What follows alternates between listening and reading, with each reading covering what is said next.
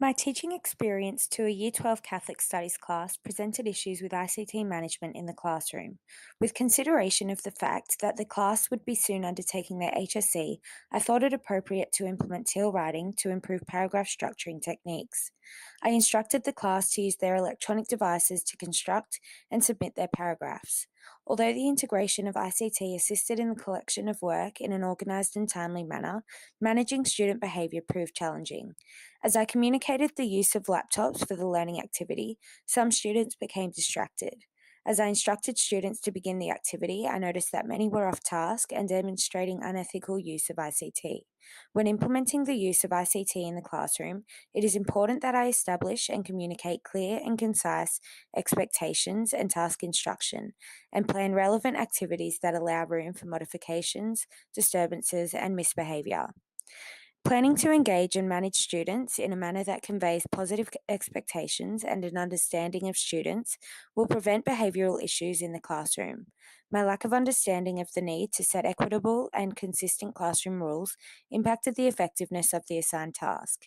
By discussing Evertson and Emma's suggested classroom rules at the beginning of the lesson, students will understand the grounds for both positive and negative reinforcement in regard to technological misconduct. B.F. Skinner's operant conditioning theory suggests strengthening and weakening voluntary behaviour through immediate behavioural reinforcement.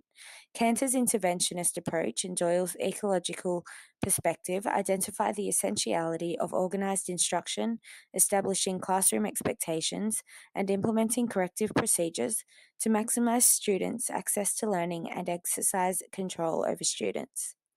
In being clear with my expectations, I provide myself the opportunity to logically consider suitable behaviour management strategies specific to the difficulty. Although I believed the task was highly relevant to the cohort and achieving the outcomes, their disinterest and disengagement proved otherwise. In light of Arthur Kelly's suggestions to setting relevant tasks, I believe the instructions I gave lacked detail and specificity. I wrongly assumed that students were proficient in applying the teal structuring method and so did not discuss or exemplify the technique. The task's poor introduction and lack of achievability, along with the distraction of technology, resulted in avoidance of the task. The individual and silent nature of the task defied Piaget and Vygotsky's constructivism theories, along with Dan Vliet's research, which suggests that higher levels of academic performance, motivation, and engagement are achieved best by students who partake in cooperative learning and social interaction. Considering students were unfamiliar with the teal technique, a collaborative approach would aid in grasping this new concept.